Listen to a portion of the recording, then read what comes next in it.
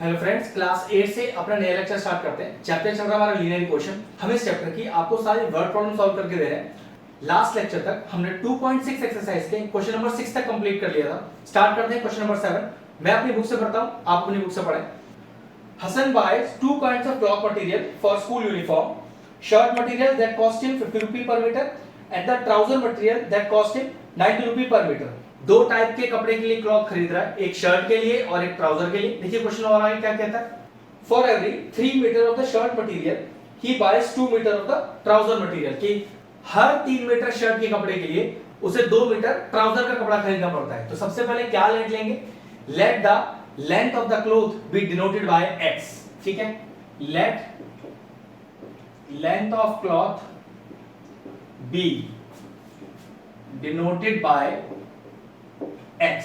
ठीक, अब देखिए फॉर कह रहा है for every 3 metre of shirt material. तो देखिए लेंथ ऑफ शर्ट मटेरियल या length of the shirt cloth, कुछ भी लिख दो, इज इक्वल टू कितना मीटर खरीद रहा है, 3x मीटर। तो फिर अगर वो शर्ट के लिए 3x मीटर कपड़ा खरीद रहा है तो ट्राउजर के लिए कितना खरीद रहा है, 2x मीटर। तो लेंथ ऑफ ट्राउजर मटेरियल या ट्राउजर क्लॉथ तो वो हो गया 2x मीटर। ठीक है, अब देखिए क्या कह रहा है। He sells the material at 12% and 10% profit respectively. His total sale is 36,600. How much trouser material did he buy? तो लास्ट में तो यही निकालना है कि ट्राउजर का कितना कपड़ा खरीदा। ठीक है, चलिए क्वेश्चन को शुरू से पढ़ते हैं, क्योंकि मैंने length of the shirt material और length of the trouser material तो मैंने ले लिया। अब क्वेश्चन को एक बार फिर से शुरू से पढ़ते हैं। Hassan buys two types of cloth material for which Hassan buys two types of cloth material for school uniform. Shirt material that cost him 50 rupees per meter. Okay, अब शर्ट मटेरियल उसे पड़ रहा है 50 रुपीस पर metre. ठीक है, और trouser material क्या कॉस्ट पड़ रहा है 90 रुपीस पर मीटर। ओके, तो 90 रुपीस पर मीटर। अगर मैं आपसे कहूं कि टोटल शर्ट मटेरियल खरीदने में और ट्राउजर मटेरियल खरीदने में कितने पैसे खर्च हुए, तो देखो जरा, कॉस्ट ऑफ, ध्यान से देखना, 1 metre of shirt material, cost of 1 metre of shirt material कितना, 50 रुपए। और शर्ट का मटेरियल कितना खरीदा है उसने, उसने खरीदा है 3x मीटर। तो कैसे लिखूंगा, cost of 3x metre of shirt material, पूरा लिख दीजिएगा। ठीक है, तो 50 इंटू 3x, ऑब्वियसली बात ज्यादा ही होगा। तो कुल मिलाकर शर्ट का कपड़ा खरीदा उसने 150x रुपीस का। इसी तरह से cost of 1 metre of trouser material, तो cost of 1 metre of trouser material that is equal to 90 rupees. तो कितना उसने ट्राउजर का कपड़ा खरीदा है, 2x मीटर। तो कैसे लिखेंगे, cost of 2x metre of trouser material, तो 90 इंटू 2x, जो कि कितना हो गया 180x रुपीस। मतलब कुल मिला के इतना कपड़ा खरीदा गया शर्ट का और इतना कपड़ा खरीदा गया ट्राउजर का।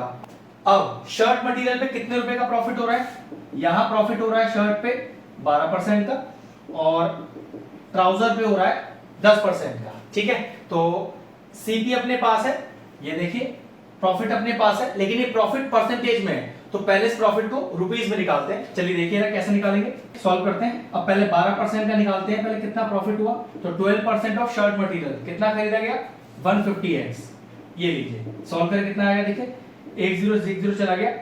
अब 12 से 15 पर मल्टीप्लाई करें, 2 5 10 1 2 1 2 और 3 1 5 5 1 1 1, ये हो गया 180। तो ये हो गया 180x अपॉन 10, फिर 10 से 10 चला गया। तो कुल मिला के कितना प्रॉफिट हुआ शर्ट मटेरियल पे, 18x रुपीस का। इसी तरह से देखो ट्राउजर मटेरियल पे कितना प्रॉफिट हुआ, तो पहले 10% को रुपीस में निकाल लो। तो 10% ऑफ शर्ट मटेरियल जो कितना है 180x, तो 1 0 से 1 0 गया, 1 0 से 1 0 गया। तो टोटल प्रॉफिट आया अपने पास 18x रुपीस का, किस पर, ट्राउजर मटेरियल पे। अब जरा ध्यान से देखना, ठीक है, मैं प्रॉपर्ली सही से लिख के दिखाता हूं। यहां मैं लेता हूं शर्ट मटेरियल, ठीक है, और इसमें मैं लेता हूं ट्राउजर मटेरियल। अब अगर मैं सीपी की बात करूं तो शर्ट मटेरियल कुल कितने में खरीदा गया, 150x रुपीस में। उस शर्ट मटेरियल पे कितना प्रॉफिट हुआ टोटल, ये देखिए अब तो प्रॉफिट रुपीस में आ गया हमारे पास 18x। तो what is the formula for finding profit? Profit का फॉर्मूला होता है SP minus CP। Now what is my profit? Profit is 18x, SP मुझे पता नहीं, माइनस CP। ये लीजिए, इसको इधर लाइए, तो 18x plus 150x is equal to my SP। ये हो गया आपका SP 168x रुपीस। मतलब तो ये पता चला कि कुल मिला के शर्ट का कपड़ा खरीदा गया 150x रुपीस में और उसे बेचा गया 168x रुपीस में। ठीक है, अब ऐसे बिल्कुल ट्राउजर की बात करते हैं। तो ट्राउजर का CP, कुल ट्राउजर कितने में खरीदा गया? 180x रुपीस में। अब ट्राउजर पे कितना कुल प्रॉफिट हुआ? 18x का। तो ये लीजिए प्रॉफिट आ गया 18x का। लगाइए प्रॉफिट का फॉर्मूला, क्या होता है? Profit is equal to SP minus CP। अब प्रॉफिट इज 18x, SP पता नहीं, CP कितना है? 180x। नो 180 उधर ले आइए, तो 18x plus 180x is equal to SP। तो SP आपके पास आया 198x रुपीस। अब क्वेश्चन में हमसे क्या कह रहा है? कुल मिलाकर शर्ट मटेरियल और ट्राउजर मटेरियल को बेचकर कितना पैसा मिला? 36,660। तो according to question, total shirt material बेचने में प्लस टोटल ट्राउजर मटेरियल बेचकर हमें कुल कितना पैसा मिला? 36,600। अब जरा जोड़ते हैं इसे, 8 और 8 16, एक कैरी हो गया 10 और एक 16, फिर एक कैरी हो गया और 3 x इज इक्वल टू 36,600। 366 नीचे चला गया, तो 366 अपॉन 366 पूरा कट के कितना आ गया? अब यहां से आपके पास x की वैल्यू आ गई 100। हमें निकालना था कि ट्राउजर मटेरियल कितना खरीदा गया। अब ट्राउजर मटेरियल टोटल खरीदा गया था 2x मीटर, x का वैल्यू आ गया 100, तो 2 into 100। तो हमें पता चला कि कुल मिलाकर जो ट्राउजर का कपड़ा था वो 200 मीटर खरीदा गया। पर शुरू में ध्यान इस चीज का रखना है कि आपको पहले लेंथ ऑफ द क्लॉथ को x लेंथ लेना है, फिर शर्ट 3x हो गया, ट्राउजर 2x हो गया, दोनों पे सेपरेट प्रॉफिट दिया परसेंटेज में, तो पहले उस प्रॉफिट को रुपीस में निकालना है, फिर प्रॉफिट का फॉर्मूला लगाना है SP माइनस CP, वहां से SP निकालना है, फिर दोनों का SP टोटल करके 36,600 के बराबर रख देना है। वहां से x का वैल्यू 100 आ जाएगा, क्योंकि आपको सिर्फ ट्राउजर मटेरियल ही निकालना है, तो 2 into x हो गया, मतलब 2 into 100, और टोटल मीटर कितना आ गया? 200 मीटर का ट्राउजर कपड़ा का 200 मीटर आपने ट्राउजर का कपड़ा खरीदा। ये लीजिए क्वेश्चन फिनिश हो गया। शानदार क्वेश्चन था, अच्छे से प्रैक्टिस कीजिएगा। हम नेक्स्ट क्वेश्चन की तरफ बढ़ते हैं। चलिए मैं अपने बुक से क्वेश्चन नंबर 8 पढ़ता हूं। क्वेश्चन कह रहा है half of the herd of a deer are grazing in a field and 3/4 of the remaining are playing nearby. The rest 9 are drinking water from the pond. Find the number of deer in the herd. मतलब झुंड में कितने dear ये निकालना है। तो सबसे पहले इसी को लेट मान लेते हैं, ठीक है। Let total number of deers be x। मान लीजिए कि कुल मिला के x डियर है। अब शुरू से पढ़ते हैं जरा। कह रहा है half of the herd of the deer are grazing in the field. मतलब जितने भी डियर थे उसके आधे डियर फील्ड के अंदर चर रहे हैं, ठीक है, ग्रेज कर रहे हैं। तो लिखेंगे number of deers grazing in field. कितने? आधे। तो टोटल का क्या क्या बने?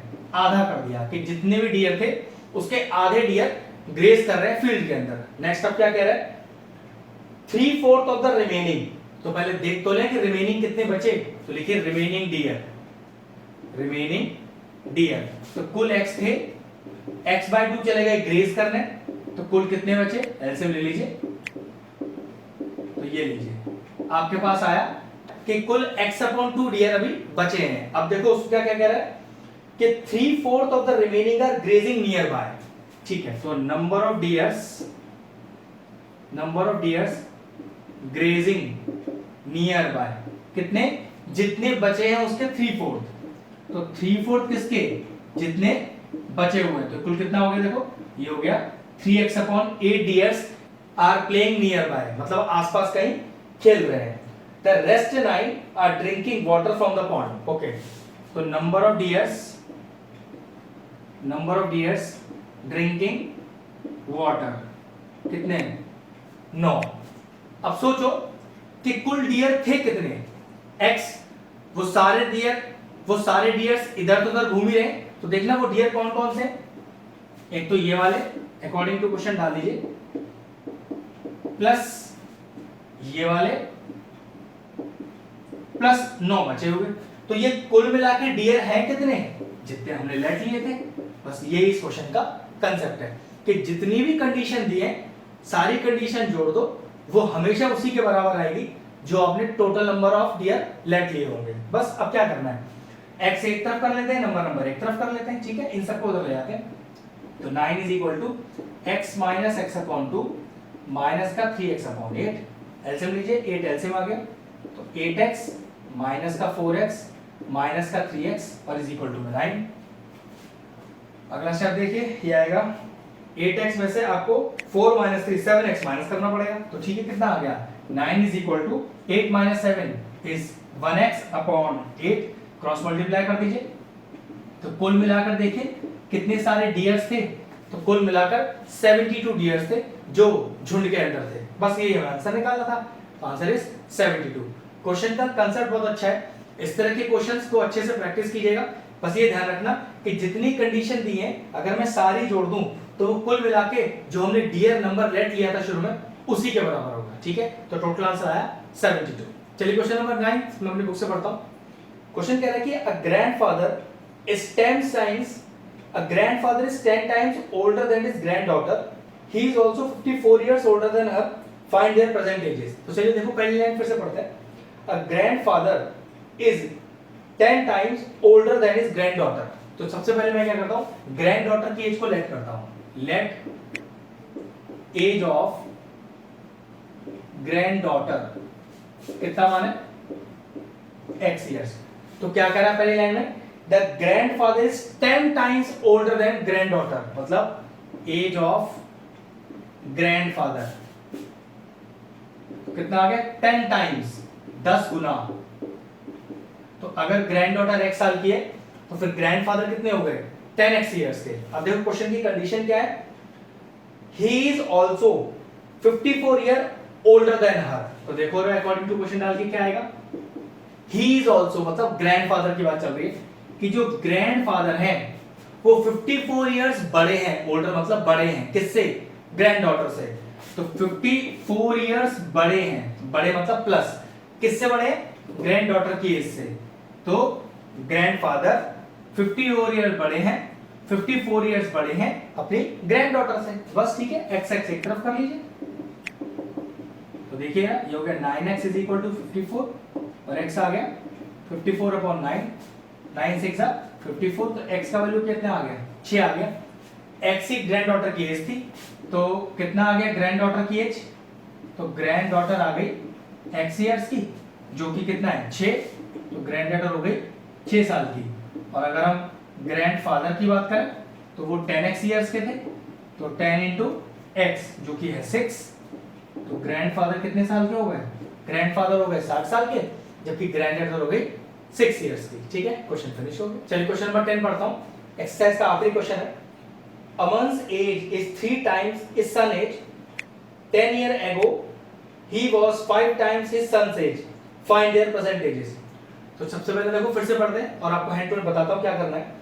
अमन्स age is 3 times his son age, तो सन की एज को पहले लेट लेना पड़ेगा तब अमन की एज आएगी। ठीक है, तो लिखते हैं लेट एज ऑफ अमन्स सन, तो सन हो गया उसका x इयर्स का, देन एज ऑफ अमन। फिर से पढ़ता हूं एक बार, क्वेश्चन कह रहा है कि Aman is 3 times age old age his son age. 3 times मतलब जितना अमन का बेटा है उससे 3 गुना एज है अमन की।